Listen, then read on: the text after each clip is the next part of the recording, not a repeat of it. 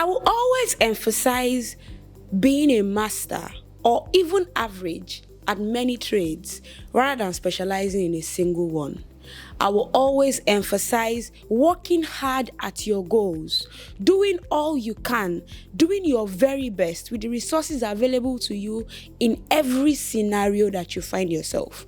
I will always emphasize adaptability, the power, the ability, the gumption to be flexible, to be able to adapt to changing situations, to be able to stand strong, stand firm in the midst of adversity. And you see, these are skills that I learned by nurture, and I also learned by exposing myself to situations around me. But my most important quality or my most important example in grit and tenacity and adaptability and the ability to be able to stand firm in the face of adversity is my mother. And I have her here today on this YouTube channel. So today I have Aderonke Abisola Ayoebine. Yes, we are namesakes. My mother, popularly called Mama Bisola, the biggest example and biggest influence in my life. And on today's episode, after she shares her story and after we talk, and I'm sure she's going to throw a little jabs here and there, you are going to learn what it means to stand strong, what it means to handle challenges, what it means to face situations and be able to adapt from someone who faced them herself. Welcome to Bisola Badijo's video podcast series. If you are new here, I want you to click on the subscribe button below. Do it now. Do it now, because you do not want to miss all that I will be offering you on this very channel.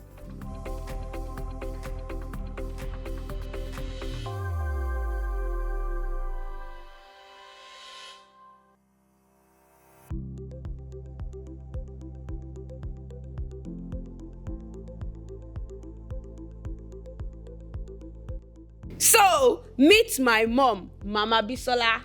Say hi. Hi. Say hi. Hi. Hi, everyone. Aderonke Abisola Ayoebine, popularly called Darling Ronkus, the Darling Ronkus of Computer Village, Osinawata Puro Garanya 1. What's the meaning of that one? It means, I don't know, king or Igwe. Cool.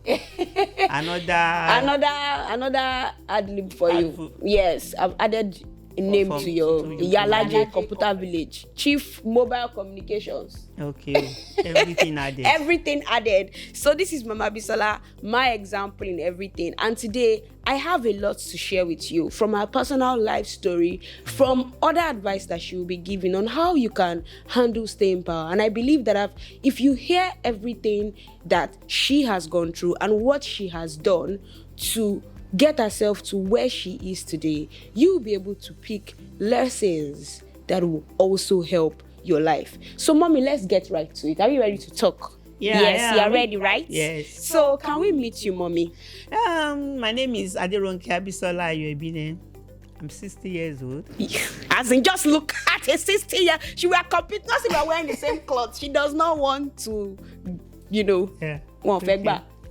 Oh, yeah, go ahead. Yeah, I was born to a family of 6. I'm the only girl. My both parents, I was actually born in Ikorodu.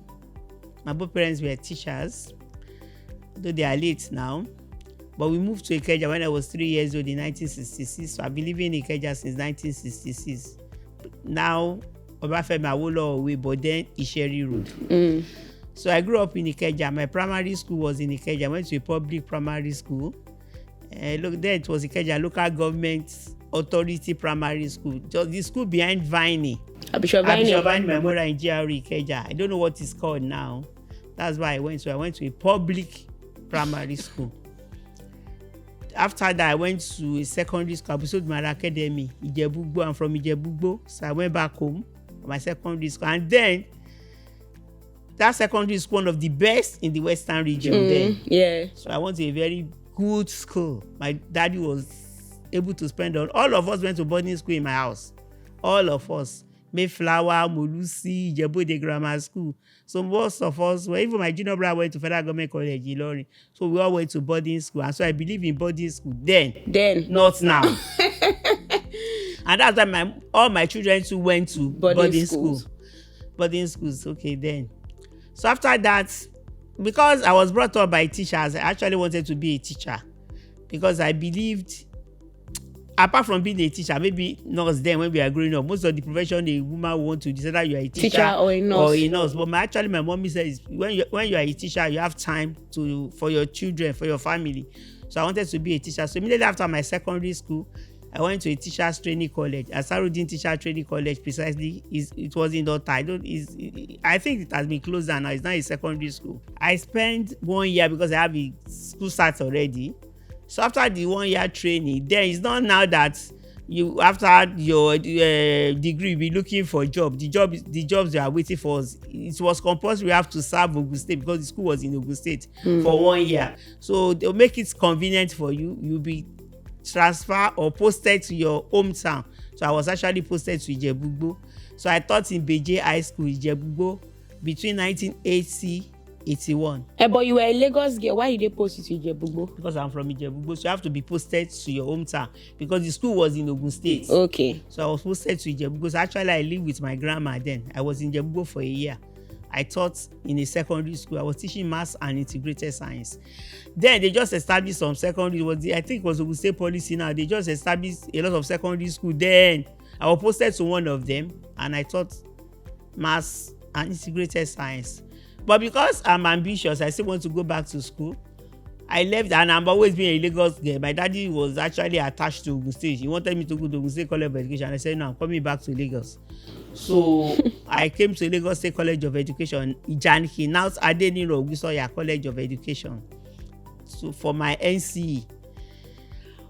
After my NCE, then if NCE, Nigeria, they call it Nigeria Certificate of Education. Then we used to serve, but 1985 was the year they stop us from service, stop NCE from service. So I did not serve after my NCE. But I have to teach for 1 year before I can continue my education. So I taught at Isaleko Grammar School. That school was at under Third Mainland Bridge, then at Adenija Junction, that junction. But I don't know where. I think they moved from that place now. So I taught for 1 year there too. I taught in my NCE, I did history, religious studies. History religious studies. Yes. So I taught Bible knowledge in Christian religious studies. Before I got there, they were not actually doing Christian. They were all Muslims. The Christians there were forced to do Islamic religious studies. But I started teaching them Christian religious studies. And I was there for 1 year. I moved on to University of Lagos for my first degree. In University of Lagos, I did BA Religious Studies. BA Religious Studies, I do Islamic, Christian religious and African traditional religion, but I specialize in Christian religious studies. So that is my story. Education-wise. So I'm a core teacher. Teacher. Teacher. Yeah, so. Okay, so before we go on, I want to talk about Microvest. Microvest is an app that helps you earn as you save. You can plan your life, save judiciously, little by little, every day towards those goals, because you need money to actually fulfill your goals. All you need to do is to get into the App Store on your phone, both the Android and the Apple Play Store.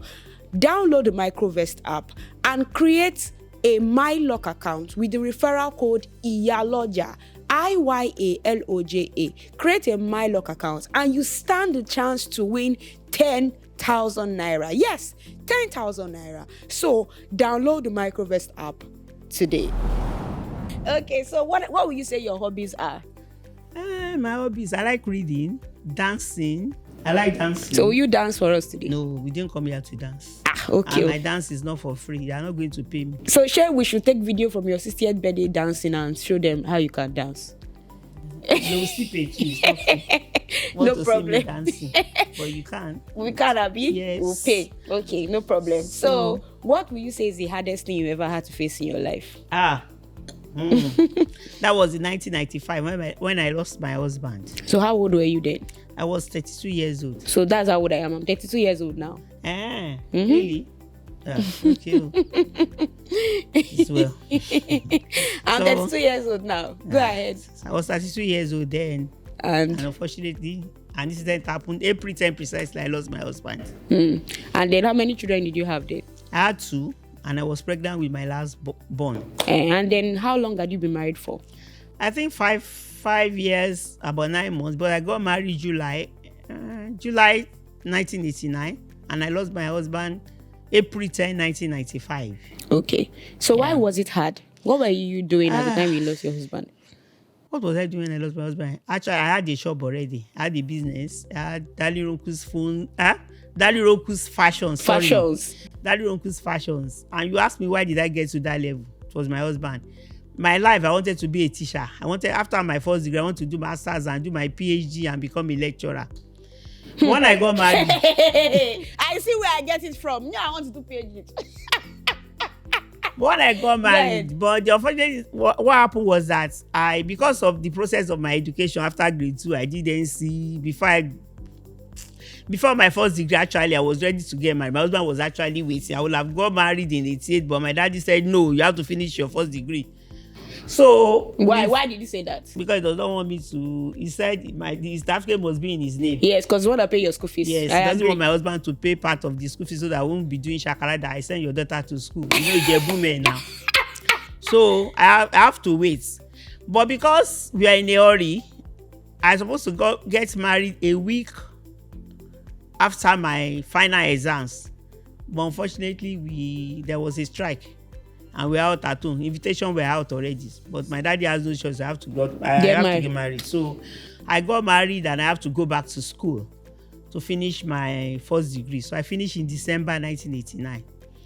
I served in Niger State. I was posted to Niger State. Not that I cannot change the posting, but I actually wanted to go to Niger State. I have your NYC picture. I will show them.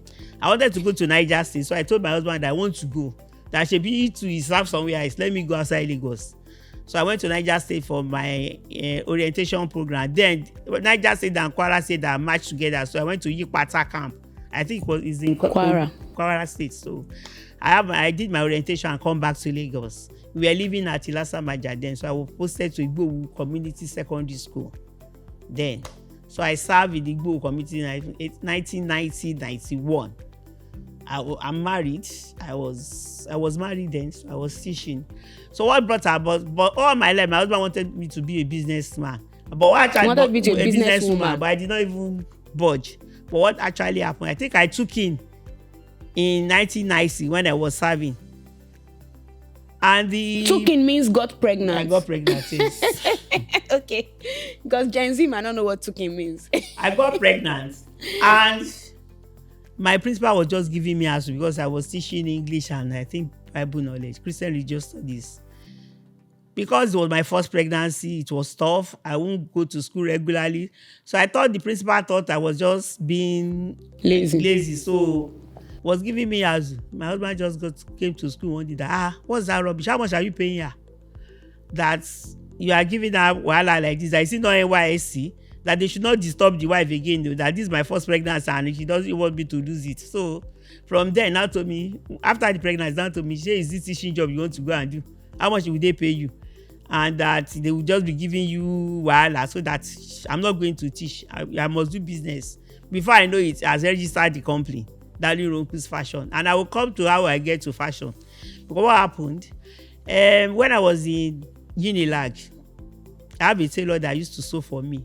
But me, everything I want to do, perfect. I'm a perfectionist. So if that man made let's say a skirt or a blouse, I will always have something to complain about. So when we were in school, we were always on strike. My first year we were on strike, second year we were on strike. So there's one day I now went to his shops to go and collect my clothes. And I said, what are you doing at home? Me that I'm always complaining. I should come and learn how to sew. And I said, what am I doing at home? Seriously. So that's how I learned how to sew. So you were complaining on the dress he was sewing for you. And so you learned how to sew so that you can, So that's another lesson, that there's nothing no knowledge is lost. Because my learning sewing was by mistake, not that I planned to learn it. The man just said it and I just picked it. So I learned to sew from him. And the funniest thing is that shop was in Otigba. Where I learned sewing, it was number 10 Utigba, where my shop is now. So that's why I learned how to sew. So when my husband was looking for the option that what can I do, so the first thing that came to my mind was I can sew. But all along, my mommy was a trader. I was brought up in a trading environment, but there is no way you have to follow my mommy to her shop. So I know a little bit of trading, but I just had to let me sew because I like fashion. And that's why I had my husband registered Dali Ronku's Because Fashions. you like fashion. I like fashion. So my husband registered Dali Ronku's Fashions. So I actually started Dali Ronku's Fashion in Ilasa. It's number, I think is Odinaike is where we live. Oh. I forgot the name of that street. Of the street. Sadiku Street. Ilasa Maja. That's why I started my Dali Ronku's Fashion. That was how I became a businesswoman. So and all ambition of becoming a lecturer went with it. Marriage. Went with marriage. Yes. but I think what I this my mom is saying, they drag my father in absentia. Because I think the reason why he wanted you to not be a teacher was because I think you had mentioned it before, because he wanted you to be able to support he wanted you to be able to make enough money, because teachers were not paid enough then, and as far as he was concerned, they were not paying her enough and they were stressing her. So let her do a business where she can own, because I'm trying to defend my father because she has said her ambition ended with marriage now. But I'm thankful to God though. Because so when he died, lot of things. Yes, if you were a teacher, what will have happened? Because you will not have had enough money to. Yeah, all of you will have gone to a public school. Because I won't keep my head because of children. But anyway, all have gone to public school. So why was it so hard when he died? It was hard because then it was a little bit it was a sudden death. We were not expecting it. I think my husband traveled. He went to UK then. He has his hand in a lot of things. He was a banker.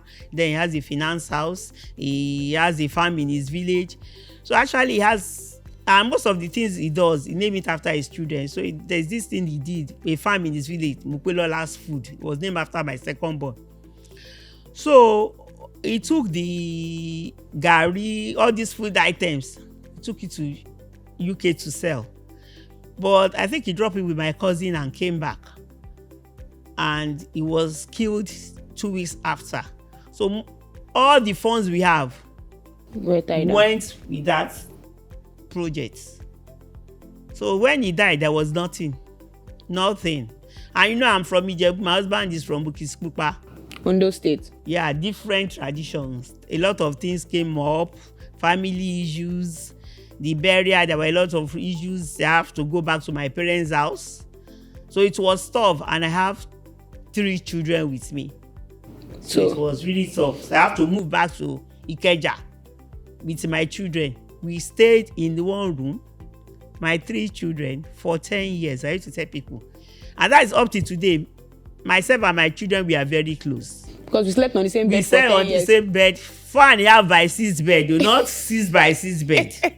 4.5 by 6 bed for 10 years. Let's say maybe 9 years or so. For 9 years, we are sleeping on the same bed.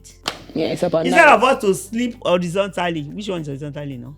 We sleep horizontally instead of vertically. Instead of vertically. But that's how all of us slept, and that's why up till today we are all very close. Okay, so basically, she's Nollywood happened.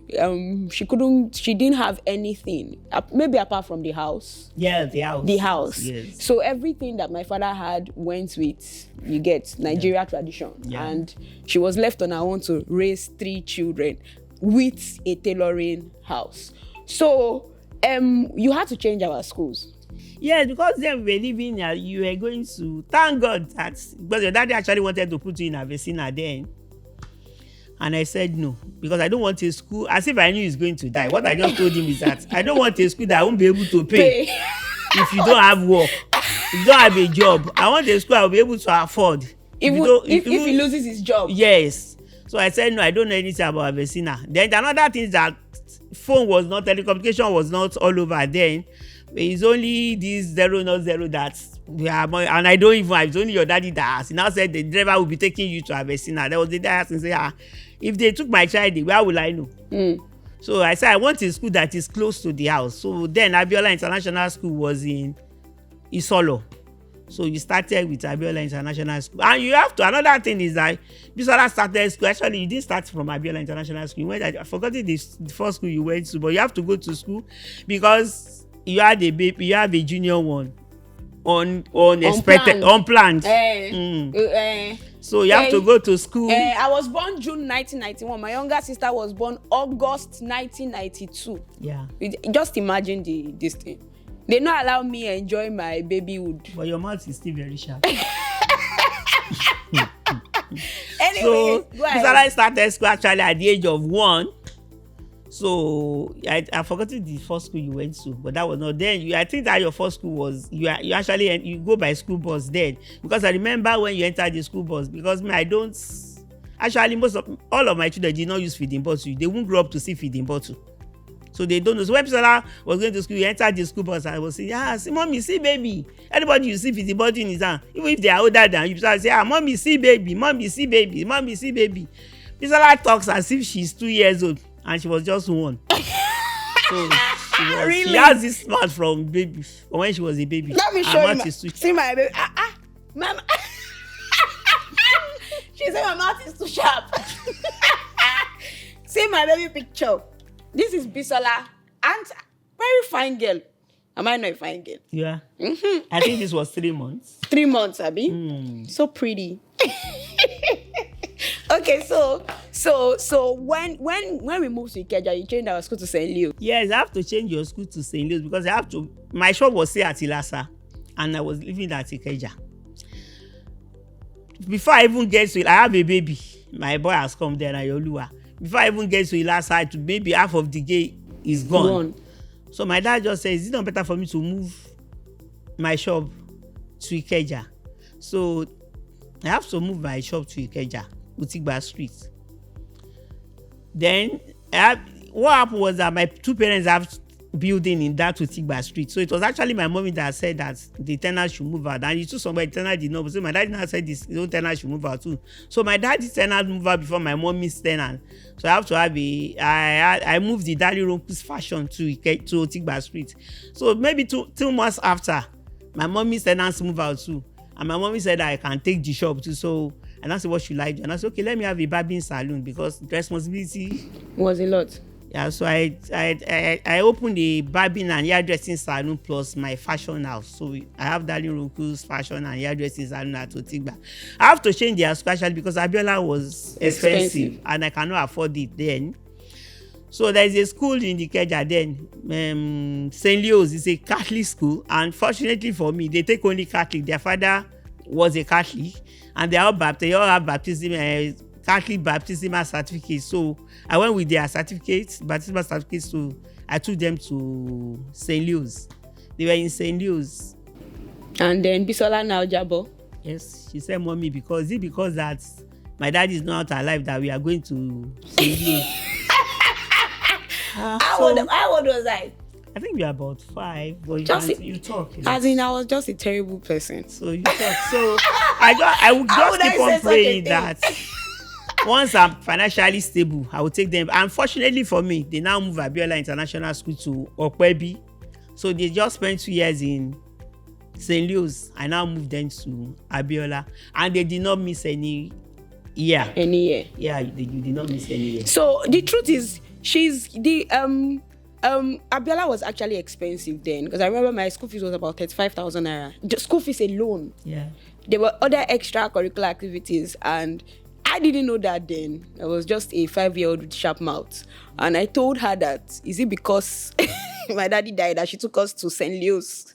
And so she decided that she was going to take us back to the school that we were in before my dad died. And I remember finding a book later in Ikeja. And in that book, my mommy used to write down how much she was saving every day from her business for our school fees. So you will see my mommy saving 100 naira per day, 150 naira per day. Like, As in, I was seeing the writing, because she's very conscientious. Like, I got it from her, and she was writing it down. 100 naira on the 21st of 10th, 100 naira extra on the 23rd of 10th, 150 naira. And I was just amazed, like, because I remember things a lot. I remember that I said that. And I remember that she took us out of school because she needed to be able to afford our school fees. But what struck me was she had lost her husband. And as difficult, trust me, it was a difficult period. And there's a lot of details when I'm not going to go into because of forgiveness and being a Christian. But a lot of things happened then. She could have broken down. But I thank God for her parents. So there's always the support of family. I thank God that of the fact that she herself knew that her children will not suffer. She had to fight for them. So she continued her business, and so when she had the opportunity to start up another one, she started a barbing salon, and she scrunched every amount of money she had together to be able to send her children to school.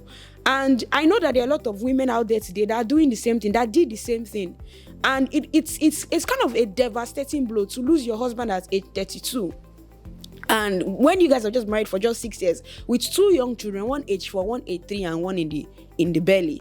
And so I think that's a very great example on being tenacious, being determined to pursue your life, to achieve your goals in spite of difficulty. It might not be easy, because trust me, you know what's this to save 100 naira, 150 naira per day? That's just extra change. And so she was saving every day towards a goal that she knew she had to meet at the end of the day. Especially if you have a child like me that talks a lot, you have to do. The other thing I want to say is that let's correct the impression. It's not that St. Louis is not a good school. No, yes. St. Louis is a very good school. It's a Catholic school, but the population was much because it's affordable for everybody. If you don't want to take your child to a public school, then St. Louis is affordable. Academically, they are good. But because I was coming from an educational background, I believe up to now, I still believe that there are some schools I won't take my children to. There are some things you have to learn in schools. Extracurricular activities, swimming, music especially. Exactly. Music, and that was actually the reason I have to remove them. And you will know that St. Louis is. I'm not part of the proprietor of St. Louis, but I'll tell you that in their class then they have over 40 students, but academically they were still good. Their standard were high. But because I know what I wanted, I want the all-round education for my children, so I have to, and I can afford it then. So don't another thing I want us to learn from this is that you should know what you can afford. You don't copy people because some people are doing this, you must do it. No, check your pulse and don't put yourself under pressure. Do what you can afford and continue with your life. Nobody's going to kill you for anything. If I don't tell you that they went to St. Louis for 2 years now, you won't know. So I don't think St. Louis. I don't think St. Louis was the best school, even though there were some very wicked boys in that school. Anyway, my mouth was sharp, and I know that there's this injury on my hand. Yeah, I told a boy that I double dare his father, and he used the blade to cut my hand. There was another one that stoned me with stone on my forehead. They won't do all these kind of things in Abiola because they are Ajabo children that were in Abiola, but it was Kpako children that were in St. Louis, and my mouth was sharp, so they were teaching me lesson on a daily. So another thing is, she was saying she could afford it. I don't think it was that she could afford it. She made up her mind to afford it. It was not easy for her, trust me, because my mom did not buy clothes as much as she loves fashion. My mom loves fashion a lot. If you think I love fashion, you've not met my mother. Like, Zikat is for her. This jewelry is for her. So, but she didn't buy clothes. When she was saying don't compare yourself to other people, she didn't buy clothes. She lost friends because she could not buy clothes. Some people were saying they could not talk to her, they couldn't invite her out because she was not wearing new clothes. But she decided that she wouldn't buy clothes until her children could go to good school, the schools that was the standard of the education that she wanted for them. I did taekwondo lessons. I did swimming lessons in school, even though I forgot half of those things. I don't know how to swim now. I learned music. I did Muson exams. My brother can play saxophone, trumpet, clarinet, and she kept buying all those musical instruments. I learned the violin. I played violin. Mommy bought 2 violins for me. My sister learned how to play clarinet, and she was buying all those things. And trust me, they were not cheap. But she was sacrificing and letting go of things along the way. And now that all of us are out of school, we all went to private universities, by the way, and every time my mom had to pay our school fees in a private university, I watched her pull out capital from her business, put it in our school fees, and build it up again every year. And it was amazing. She didn't mind. She will pull out capital from her business, put into her school fees, and put it up every year. And she still was not buying clothes. She was renting houses. We didn't move out of my grandparents' house until I was in secondary school. Like she said, we lived on a bed. So my mom also taught me delayed gratification. The fact that there are some things that you will get at some point in life. You will get them. You do not have to rush to get them. You might not be able to afford them now. Life is in phases. Life is in stages. You can have a goal and work towards them. Trust me now. My mom has a walk-in closet. I don't have a walk-in closet. She has a walk-in closet and 2 wardrobes full of clothes and shoes and bags. If I need a bag to wear, to carry out, I come to my mom's wardrobe and raid it. So 25% of the jewelry I use for my birthday shoot, I got it from my mother, because all those things now, those things that she could not afford then, now she can afford it. Do you understand? There is delayed gratification. So we've emphasized determination, we've emphasized sacrifice, we've emphasized delayed gratification at this point in this interview. I'm sure you are getting so much that you can apply to your life. Thank you for watching this far. This is the end of the part 1 of this episode. Let me know what you have gotten so far, and let me know what you would like to hear from Mama Bisola, if I can get her to come again next time. So anticipate the next episode of my interview with Mama Bisola on grit and tenacity. See you soon.